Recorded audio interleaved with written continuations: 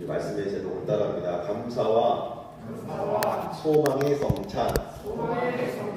감사와 소망의 성찬.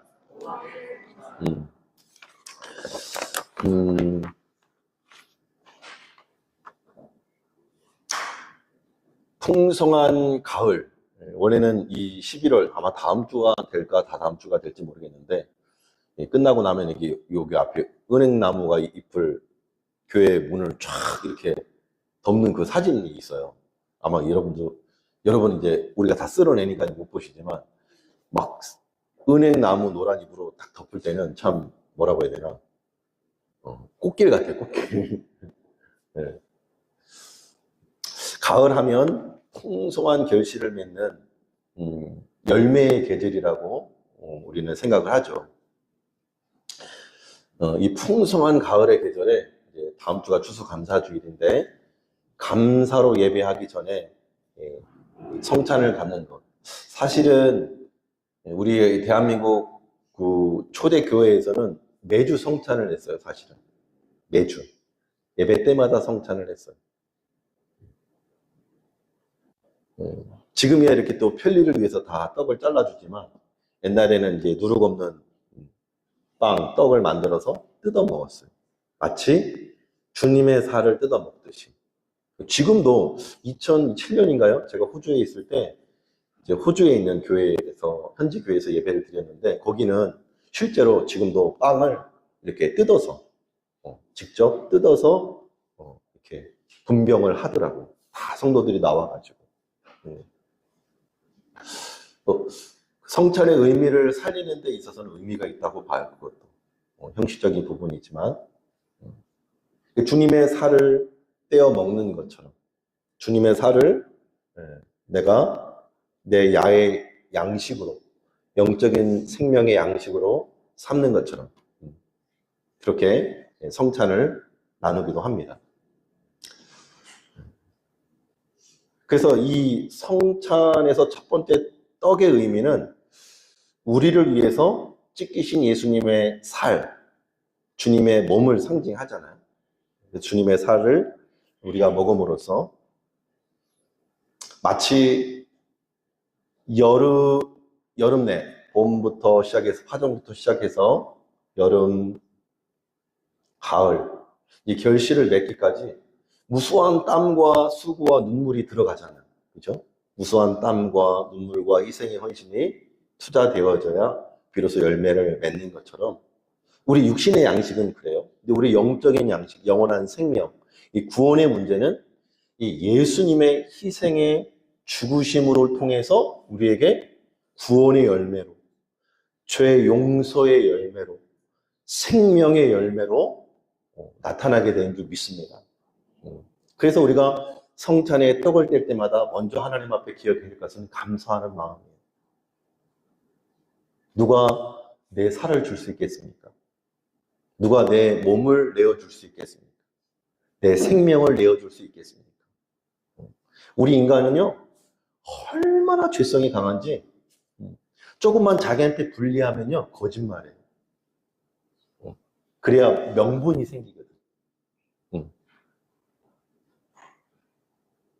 왜? 상대방을 깎아내려야 나의 이 잘못된 행위가 의로워지거든. 정당방위가 되거든. 그렇다 보니까 수시로 본인이 안 들으니까 거짓말하는 거예요. 본인이 확인이 안 되니까 그냥 거짓말 해버리는 거예요. 그게 인간이에요. 저도 꽃동산 교회에 13년, 14년 이렇게 봉사했는데, 13년 부임하자마자 제가 첫 번째 한 일이 뭐였냐면 대청소였어요. 거기는 각 1학년마다 예배실이 있어서 제가 대청소를 다 했어요. 피아노 뒤에 디뎠더니 막 악보가 막 넘어간 악보들이 쌓여가지고, 그게 한 보따리예요. 그래서 악보부터 이 관물함에 쓰레기라, 여기도 여러분 쓰레기 제가 다 정리한 거거든요. 여기 사이드 다 정리해서 한물함 넣어놓은 것도 있어요. 근데 가면 첫 번째 하는 게 사실 제가 청소인데, 싹 청소를 하는데 관문대를 여는데 거기서 악보 피스들이 막 쌓여 있는 거야. 그래서 제가 그걸 싹 버렸어요. 그랬더니 두 번째 주일날 성가대 지휘하는 권사님이 난리가 났어. 난리가 났어. 어떻게 난리가 났냐? 악보가 없어졌다는 거야. 자기가 그 숨겨놓은 악보를 누가 버렸냐는 거지. 얼굴이 성기가 돼가지고 권사님이 막. 근데 그 권사님이 어떤 권사님이었냐면 자기 너무 지쳐서 그만둬야겠다.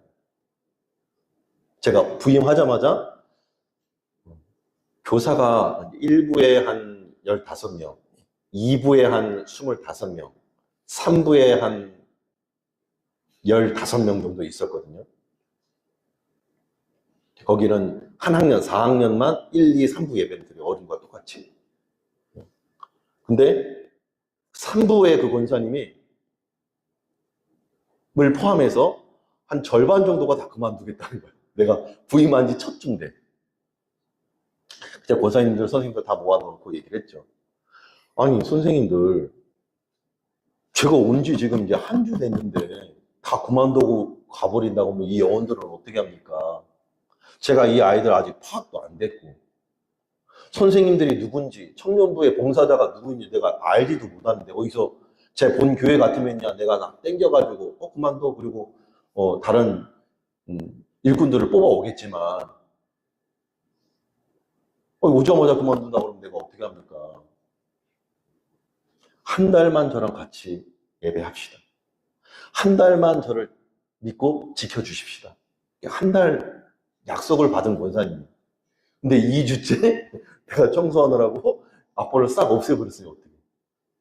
제가 어떻게 할게요? 권사님, 제가 오자마자 그 악보가 너무 지저분해가지고 다 버려버렸습니다. 그 장본인은 저입니다. 이렇게 얘기해야 되잖아요. 근데 이제 부임한 지 얼마 안 됐으니까 그렇게 얘기했다가는 사단이 날 것 같아. 그날부터 그만둘 것 같아. 내가 숨겼어. 침묵했어. 그리고 뭐라고 그랬냐면 권사님한테, 권사님 별로 중요하지 않은 것에 마음 두지 마시고 예배에 집중합시다. 오늘 할 거 악보 있으면 그거 합시다. 그리고 이제 다독여서 예배를 마쳤어요. 집에 왔는데 이게 마음이 찔려가지고. 그래서 그때 같이 우리 황영기 목사님이라고, 황영 목사님 이 이야기를 알아요. 황영 목사님 그때 개척 먼저 하셨기 때문에 제가 그때 이제 전도사 시절에 황영기 전도사님한테 말했어요. 이런 권사님인데 내가 이거 말할 수가 없다. 근데 이거 하나님 앞에 정직하지 못해서 내가 이게 찔림이 와가지고 회개가 된다. 회개가 된다. 그랬더니 이제 황영기 목사님은 항상 제 편이에요. 그 에필로그 팀, 찬양팀 있잖아요. 그 목사님은 항상 제 편이에요. 그래서 목사님이 나쁜 짓 하려고 한 게 아니고 예배당 환경을 정비하기 위해서 청소하다가 모르고 한 일인데 그걸 가지고 뭐라고 한다면 그거 잘못된 거 아니겠습니까? 오히려. 그리고 지난주에는 이제 당일날 벌어진 일이니까 너무 황당하고 했으니 그때는 저라도 그렇게 했을 것 같습니다. 그리고 다음 주든 이제 다다음 주든 좀 마음이 쭈스리면 얘기를 해 주십시오. 제가 그 다음 주에 제 기억으로 피스를 사다가 한 것 같아요. 새로운 피스를 사다가 가지고 가서 권사님한테 자백을 했죠. 이거 어떻게 벌어진 일인데? 용서를 해주시고 이해를 해주시고 그리고 한 달을 있었는데 이제 찬양을 하면서 되게 은혜를 많이 받으셨어요. 또 아이들이 변화되는 모습을 보면서 은혜를 많이 받으셨어요. 그래서 저랑 제가 사임할 때까지 만 2년을 꼬박 함께 해주셨는데 그 기간 동안 제가 권사님 신방도 하고 상담도 하면서 이거 지위의 은사가 있어요. 달란트가. 그래서 권사님, 저는 이제 한 12주 되는 그냥 이제 파트 교육을 이렇게 세미나를 한번 보내려고 세미나 한번 다녀오시는 게 어떻겠어요? 라고 권면을 했는데 순종을 하고 다녀오신 거야. 그 배움에 대해서 엄청 성장을 하신 거야. 그러면서 공부를 좀 하고 싶은 마음이 생겼다고. 사실은 자기 어릴 때 꿈이 대학을 가서 음악하는 게 꿈이었는데, 그래서 이제 나는 또 응원해줬죠. 대학을 가시라고. 그래서 성서대학교 그 종교 기독교 음악과를 가시고, 그 다음에 또 졸업하시고, 훗날에 들리는 소리는 총신대학교 기독교 음악과를 또 들어가서 또 지휘를 또 배웠다고 하시더라고요. 그래서 한동안 한 8년까지는 좀 연락이 되다가 지금은 이제 전화번호가 바뀌셨는지 연락이 지금은 끊겼는데, 그때 제가 느꼈어요. 아, 인간이라고 하는 이 내 내면에, 저 목사이고 그때 나는 전도사였지만 저 역시도 내가 불리하니까 이걸 정직하게 말하는 게 두려운 거예요. 그런 죄성이 우리 안에 있더라고요. 근데 이것뿐이겠습니까? 우리가 이익에 손해가 나면 아무리 예수 믿는 사람이라도 자기 이익과 이 결부가 되면 원수가 돼요.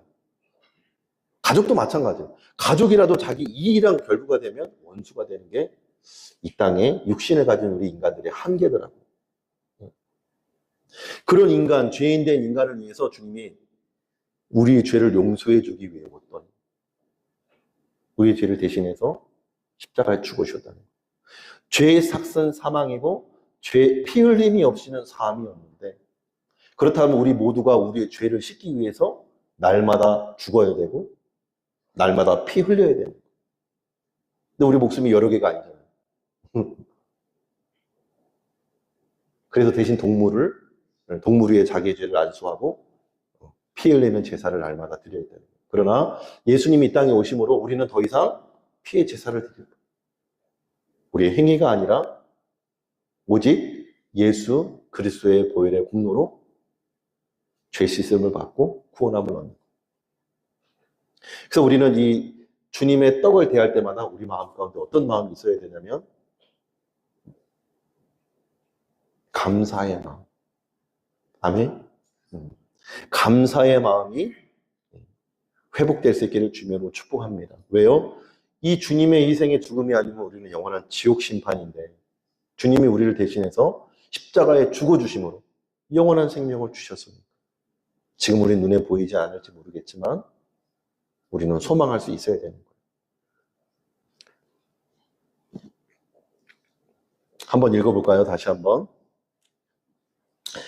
23절, 24절 시작. 내가 너희에게 전한 것은 주께 받은 것이니 곧 주 예수께서 잡히시던 밤에 떡을 가지사 축사하시고 떼어 이르시되 이것은 너희를 위하는 내 몸이니 이것을 행하여 나를 기념하라 하시고, 우리를 위해서 떼어주시는, 더 직설적인 표현으로 자기 몸을 찢어주시는,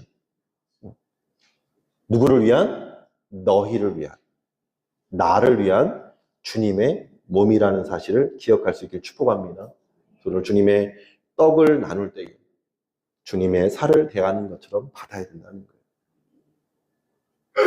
두 번째로 식후에 한번 읽어보겠습니다. 시작. 식후에 또한 그와 같이 잔을 가지시고 이르시되 이 잔은 내 피로 세운 새 언약이니 이것을 행하여 마실 때마다 나를 기념하라 하셨으니. 떡을 나누시고 두 번째 뭘 나눴어요? 포도주를 나누시면서 이 잔은 누구의 피? 내 피. 예수님의 피로 세운, 중요한 것은 새 언약이라는 거예요. 구약에는 율법으로 말미암아 심판을 받았어요. 율법을 어기면 율법대로 심판을 받았어요. 이에는 이, 눈에는 눈. 그리고 자기 죄를 씻기 위해서는 죄의 삭신, 사망, 피의 제사인 제물을, 동물의 제사를 드렸던 거예요. 근데 신약에 와서는 은혜의 언약, 그죠? 행위 언약이 아니라 은혜의 언약으로 우리는 죄인이지만 우리의 죄를 대신해서 죄 없으신 예수님이 십자가에 대신 못 박혀 피 흘려 죽어주심으로 새로운 언약, 예수님이 행하신 그 일을 믿으면 구원받는다. 예수님이 행하신 십자가의 죽음과 피 흘림을 믿으면 우리의 죄가 용서해진다는 새 언약을 세워주십니다. 이 새 언약은 장차 우리 육체의 죽음이 끝나는 그날에 영원한 천국으로 인도하는 소망인 줄 믿으실 축복합니다. 다시 오셔서 심판주로 선악간, 믿는 자는 천국 심판으로, 믿지 않는 자는 지옥 심판으로 하나님이 선악간에 심판을 내리시는 심판주로 오실 그날을 소망하게 하는 거예요. 예수님을 믿지 않으면 지옥 가니까 슬피 울며 아까쯤에 큰 소리 외쳐 주 믿지 않던 영혼들은 큰 소리 외쳐 울지만 주 믿는 성도들은 어떻게 돼요? 주님의 은혜 때문에 감사하고 찬양할 수밖에 없어요. 그래서 26절에 이렇게 이야기합니다. 시작. 너희가 이 떡을 먹으며 이 잔을 마실 때마다 주의 죽으심을 그가 오실 때까지 전하는 것이니라. 아멘. 제가 이 말씀이 좀 이해가 안 갔어요. 주님의 떡 먹고 마시는 게 주님을 전하는 거래요. 여러분 왜 그런 줄 아세요? 주님의 떡을 먹고 마시는 게 예수님을 전하는 거래요. 그럼 우리 맨날 떡 먹고 포도주 먹어야겠네. 우리가 믿는 기독교의 핵심 진리가 여기 담겨 있기 때문에 주님의 살, 주님의 피로 말미암아 우리가 죄 사함을 받고 그분을 믿으면, 그분이 행하신 일을 믿으면 우리가 죄 사함과 구원의 은총을 받는다는 사실을 이 성찬 예식을 통해서 어떻게 보면 시청각 예배죠. 시청각 교육이죠. 그래서 이 모습을 통해서 예수님의 죽으심과 부활을 증거하는 증거가 되는 것입니다. 언제까지? 그가 오실 때까지. 언제 다시 오셔요? 땅 끝까지 복음이 전파되면 그제야 끝이 오시는데 예수님이 하늘로 올려졌던 그 모습 그대로 다시 오셔서 심판을 행하신다고 말씀하시는 거예요. 그래서 우리는 소망이 있는 것이죠. 우리는 계시록을 읽으면서 두려워 벌벌 떠는 게 아니고 예수님의 십자가를 대하면서 벌벌 떠는 것이 아니고 주님의 그 사랑과 그 은혜를 마음으로 받고 감사하고 감격하고 기뻐하고 그 하나님 앞에 찬송으로 영광 돌리는 그런 믿음의 성도들이 될 수 있기를 주님을 축원합니다. 축복합니다. 기도하겠습니다.